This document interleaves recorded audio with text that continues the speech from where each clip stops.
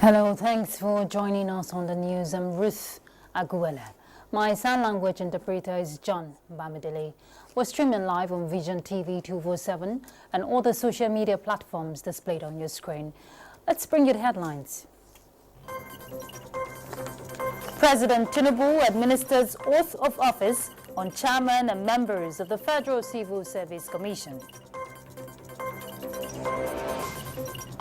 House of Representatives commends the Nigerian Television Authority for persistently protecting national interest. And countries agree to reduce global consumption of fossil fuels at COP28.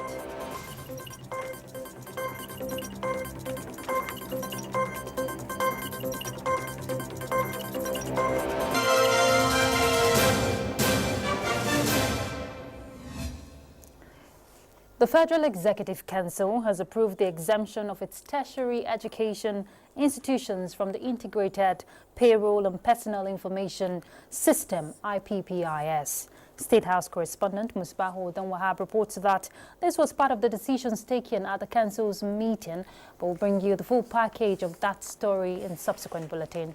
But on to other issues. The newly appointed chairman and members of the Federal Civil Service Commission have been sworn in. President Bola Tinubu performed the ceremony before commencement of the Federal Executive Council meeting this Wednesday. State House correspondent Musbahu Danwahab reports.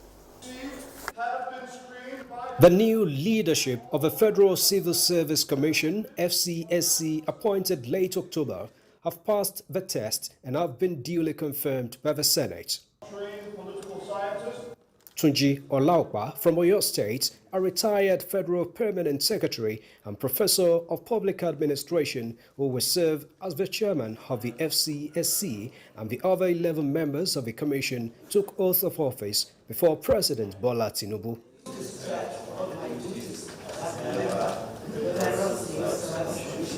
The president, in an earlier statement by his advisor on media and publicity, Ajuri Ngelale, charged the new FCSC leadership to competently facilitate the transformation, reorientation, and digitization of a federal bureaucracy to enable growth and enhanced private sector participation in the development of the Nigerian economy in full adherence to the renewed hope agenda of his administration. We need to beef up the capability readiness. We need to modernize by deploying technology. We need to reinstitute professionalism and competency-based human resource management. We need to move the civil service to a position where it could help government to deliver on its agenda. President Tinubu also swore in Musa Adamu Aliyu as the new chairman for the Independent Corrupt Practices and Other Related Offences Commission, ICPC. Aliyu, who holds a doctorate degree in law, was appointed the Attorney General of Jigawa State in 2019 and was named as Senior Advocate of Nigeria designate in October 2023. The president had implored the new management team of the ICPC to always be above board as they discharge their duties without fear or favor concerning all matters before them. I have taken out of office.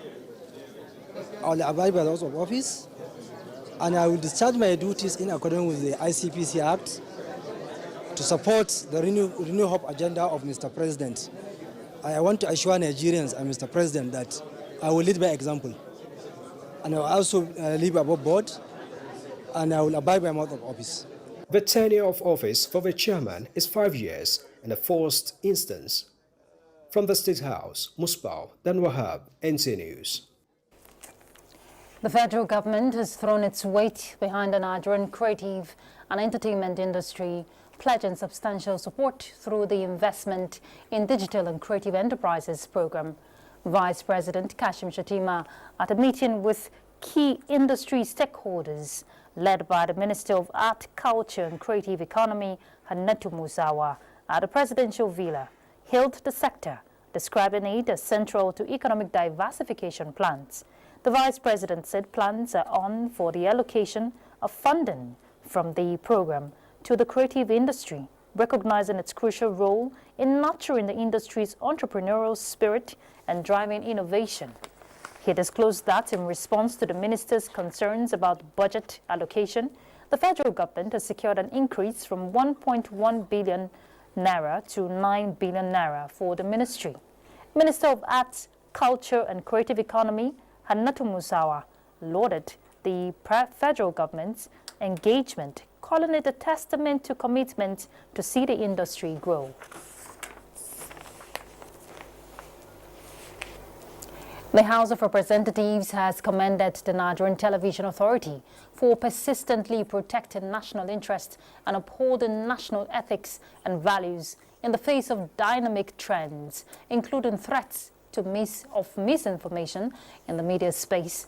This was when the Director General of the NTA, Salihu Abdulhamid Dambos, joined other heads of agencies in the Ministry of Information and National Orientation to defend their 2024 budget proposals before the House Committee on Information and National Orientation, Ethics and Values. Some of those issues have been raised, most especially on the issue of free coverage. The committee is going to take that up with the minister. So, because each and every agencies are having budgets for such line items. We are so passionate about the NTA and the committee at our own level. We are ready to collaborate with you and make sure that the NTA become the pride of the nation. For us is to service you, especially the three arms of government, that is the executive, the legislative, and of course the judiciary, and by and large Nigerians. And to do that, we cannot be blindfolded about money, but national interests must have to be addressed first before all other interests. As it is today, Nigerian Television Authority is partially commercialized. We are not fully commercialized. And that is the more reason why we must have to be careful with the way and manner we go about looking for money. We can help NTA to get their COVID fund, intervention fund, because a lot of agencies benefited from COVID.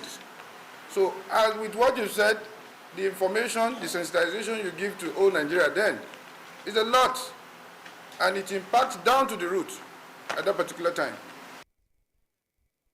While the committee has adjourned the budget defense of the Ministry of Information and National Orientation to Thursday, December 14, 2023.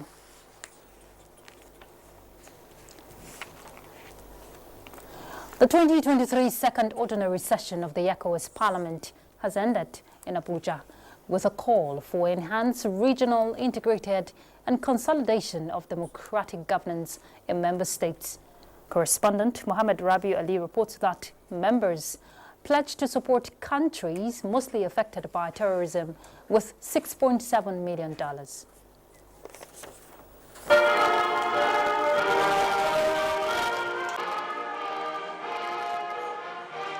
3 weeks of debates, collaboration and reflection held under the theme Building a Resilient and Sustainable ECOWAS Community in a Challenging Global Environment saw members of parliament tackling crucial issues affecting the region.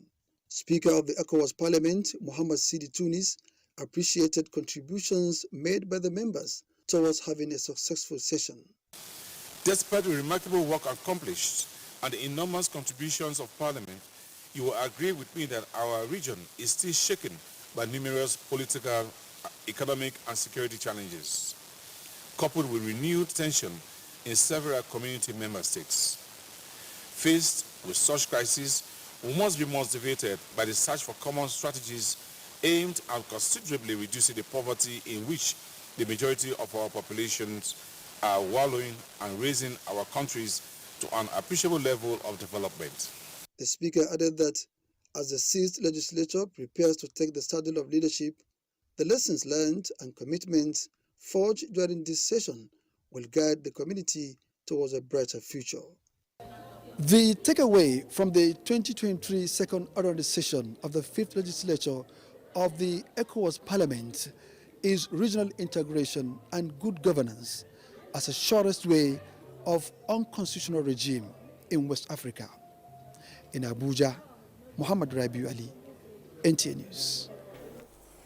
The UN High Commissioner for Refugees, Filippo Grandi, this Wednesday opened the Global Refugee Forum with a call for an immediate and sustained humanitarian ceasefire. A major human catastrophe is unfolding in the Gaza Strip, and so far the UN Security Council has failed to stop the violence, Grandi said in Geneva while addressing the 3 days forum. The High Commissioner also asked for the release of hostages and said the resumption of a genuine dialogue would bring a real peace and security to the people of Israel and Palestine. Let therefore refugees not be forgotten amidst the multiplicity of other challenges, some of which may appear bigger and more urgent. 114 million people is as big and as urgent as it gets. I cannot open the Global Refugee Forum without first echoing the call of the United Nations Secretary General for an immediate and sustained humanitarian ceasefire, the release of hostages, and the resumption, finally, of a genuine dialogue that once and for all end the conflict and bring real peace and security to the people of Israel and Palestine. In the meantime, the UN General Assembly has voted overwhelmingly to demand a humanitarian ceasefire in Gaza. There were 153 votes in favor, 10 against and 23 abstentions. The 3 days forum, which is set to end on Friday, is the largest quadrennial international meeting on refugee issues. Its purpose is to support the practical implementation of the objectives outlined in the Global Compact on Refugees, which include easing pressures on host countries, enhancing refugee self-reliance, increasing access to third country solutions, and improving conditions in countries of origin. The gathering also allows states and stakeholders to make concrete commitments and contributions. It is co-convened by 5 states, Colombia, France, Japan, Jordan, and Uganda, and co-hosted by the government of Switzerland and the UNHCR. Representatives from nearly 200 countries have agreed at the COP28 Climate Summit on this Wednesday to begin reducing global consumption of fossil fuels to avert the worst from climate change. Justin Bem-Unye reports that this deal is the first of its kind, signaling the eventual end of the oil age. Colleagues and friends, you did step up. You showed flexibility, and you put common interest ahead of self-interest. We have the basis to make transformational change happen. Let us finish what we have started.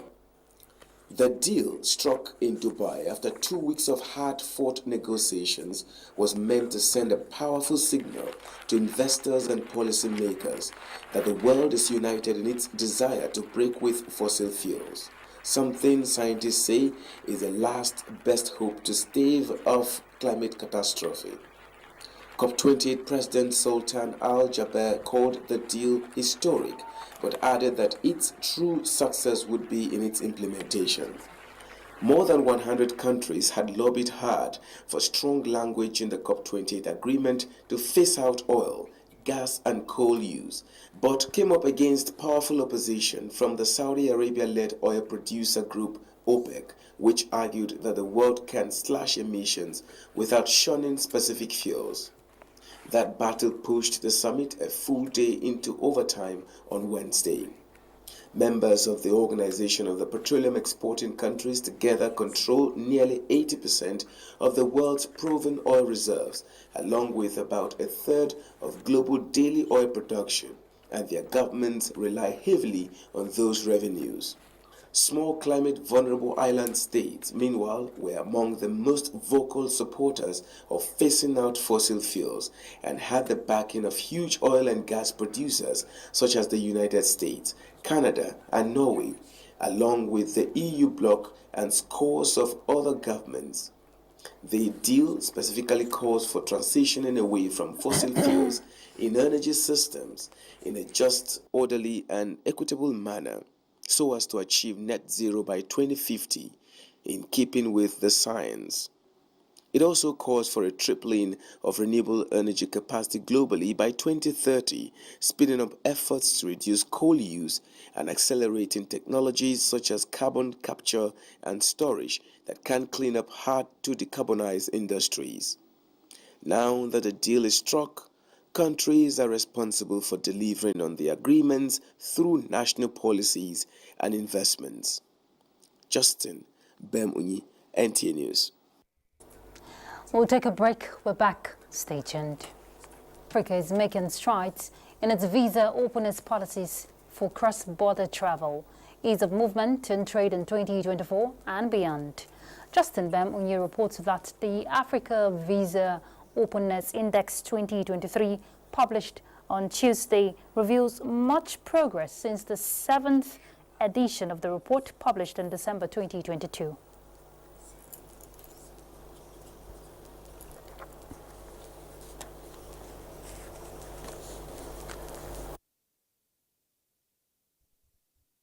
Countries are open to visitors from other African countries. Over the period 2020 to 2021, massive border closures to curb the spread of COVID-19 affected land and air travel, with additional restrictions due to screening measures, bans on gatherings, quarantines, and such, causing stagnation in 2022. In 2023, data from the report shows that 50 countries improved or maintained their 2022 score, with only 4 countries scoring lower. Since the first report was published in 2016, 36 countries have improved their score on the index. 42 countries extend visa-free entry to citizens from at least 5 other African countries, while 33 countries do so to citizens of at least 10 countries. 4 countries, up from 3 last year, have eliminated all visa requirements for African travelers. They are Rwanda, Benin, the Gambia, and Seychelles. Justin Bemunyi, NTA News. The Office of the Head of the Civil Service of the Federation has over the years carried out verification of human resource records on the IPPIS platform for all civil servants in the core NTAs, which led to the suspension of salaries of about 11,447 officers whose records were not verified. In a statement signed by the Director of Communications, Office of the Head of the Civil Service of the Federation, Mohammed Ahmed, on account of the suspension, says the verification portal was reopened for these officers to enable them update their records online. Thereafter, they were invited for a verification exercise that was from the 16th to 27th October 2023. A total number of 10,761 officers participated in the physical verification exercise, and a review of verified records was carried out in phases to ensure that only credible records were on the IPPIS platform. Subsequently, a total of 9,732 officers' names with cleared records were sent to the Office of the Accountant General of the Federation immediately. Some of these officers have received their salaries to date, while others will be paid in December with all the arrears. Files of 1,029 officers who have discrepancies in their records are still being expected from their MDAs to enable the office to authenticate their records, after which their salaries will be restored. It should be noted that about 686 officers whose salaries were suspended did not show up for the verification exercise, and their salaries remain suspended on the IPPIS platform. Application of data has been described as a veritable tool for equitable distribution of resources and the realization of peace across borders. This was the focus of a stakeholder sensitization program organized by the Federal Character Commission for Southwest officials. Francis Udojo reports. One of the major responsibilities of the Federal Character Commission is to ensure equitable distribution of resources without shortchanging any geopolitical zone. This informed the sensitization program on the imperative of data submission for national development. The event, which had participants from ministries, departments and agencies, as well as institutions of learning from the southwest zone of Nigeria, has equity, fairness, and justice in distribution of resources as a tool in realizing the renewed hope agenda as its theme. Lawrence Olufemi Omosanya represented the SGF and the chairman of the FCC. All Nigerians encouraged to key into this mantra, whatever might be the situation. So many things are affecting us as a country. Try to avert inequality.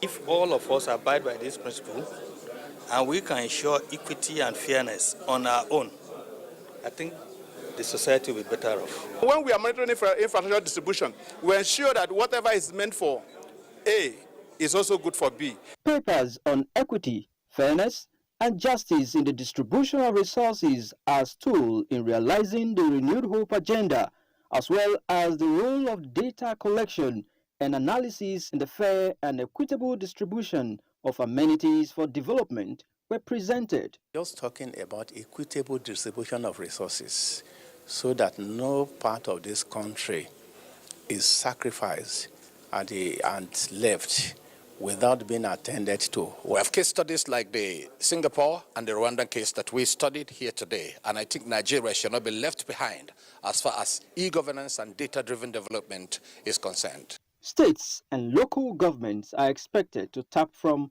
the FCC initiative. In Abuja, Francis Sudojo, NTA News.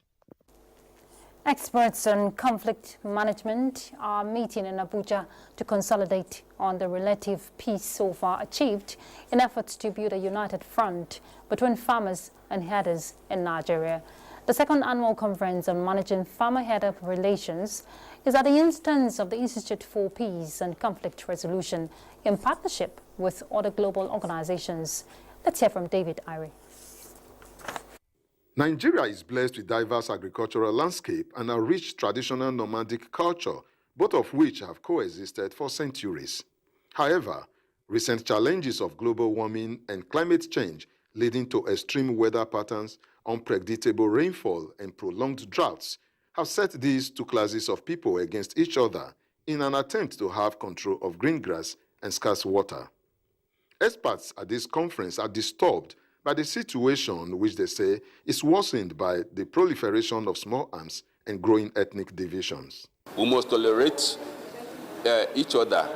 When they tolerate themselves, they will be able to find a very amicable way of how cropping can be done, and then livestock farming can also be done side by side. Build a partnership between the government, the various government agencies, and civil society that have been working together so far to try to keep that momentum going in the 3 states, which the project has been working in, and also to try to spread it more widely throughout the country.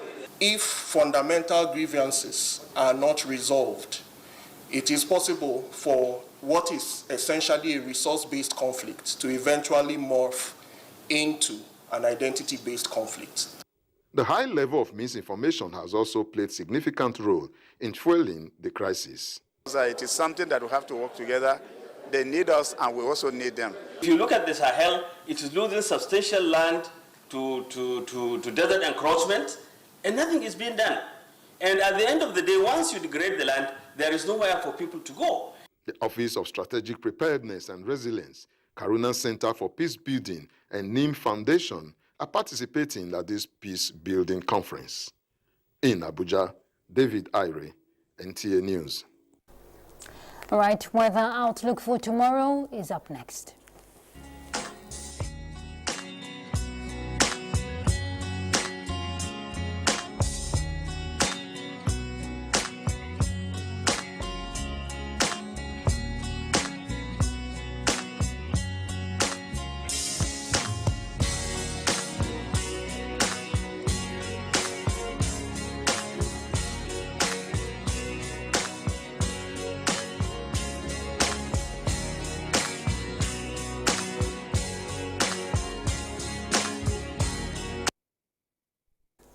That's the news. Thank you for your time. I'm Ruth Aguele. My sign language interpreter is John Bamidele. Bye.